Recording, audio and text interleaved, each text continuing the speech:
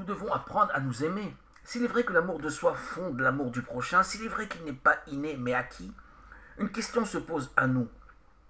Comment apprendre à nous accepter, à nous aimer nous-mêmes? Au fond, il n'y a qu'une seule réponse. Il nous faut apprendre à être aimé. En disant cela, j'aimerais souligner qu'il ne suffit pas que de l'amour nous soit offert. Un pas de plus est nécessaire. Il nous faut apprendre à recevoir de l'amour. Il nous faut apprendre à accepter d'être accepté.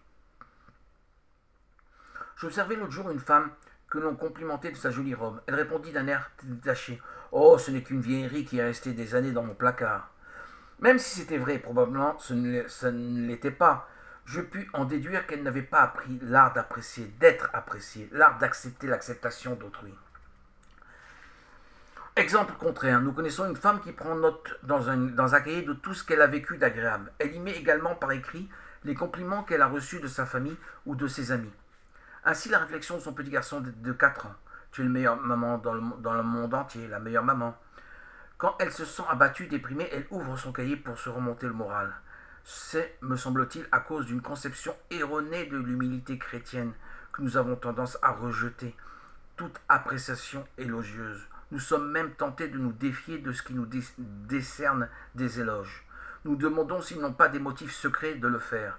Ainsi, nous les décourageons et ils renoncent à nous exprimer leur affection. Nous nous privons donc de l'expérience d'être aimés, qui est indispensable si nous voulons apprendre à nous aimer nous-mêmes. Comme l'a écrit Martin Buber dans son essai intitulé Je et tu, je deviens je en disant tu. Ce n'est que par le toi qu'on devient moi. Michel-Ange écrivait à la femme qu'il aimait, c'est quand je suis tien que je suis enfin tout à fait moi-même. En ce qui concerne le mariage, il serait légitime de modifier la phrase de Paul en Éphésiens, chapitre 5, verset 28, et de dire « Qui est aimé de sa femme apprend à s'aimer lui-même ». L'expérience d'être aimé, nous l'avons pour la première fois dans la vie quand nous sommes nourris par le lait maternel. Alors nos besoins physiques et affectifs sont inconditionnellement satisfaits. Le bébé n'a qu'à téter, rien n'est exigé de lui. Pourtant, comme l'indiquait le docteur Greger, il est important d'être accepté et aimé, non seulement pour le bébé et l'enfant, mais au cours de la vie entière adulte.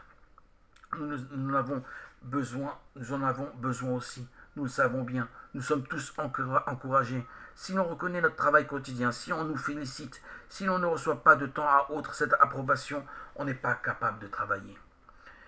Elle nous est nécessaire comme le pain quotidien pour les hommes, peut-être encore plus que pour les femmes. Pourquoi? Je ne sais pas. Mais c'est un fait que le moi de l'homme est plus faible que celui de la femme. Peut-être parce que dès l'aube de la vie, comme nourrisson, il a été habitué à recevoir ce qui venait de la mère. Peut-être aussi qu'il est plus facile aux femmes d'être remarquées et admirées parce qu'elles sont indéniablement plus belles.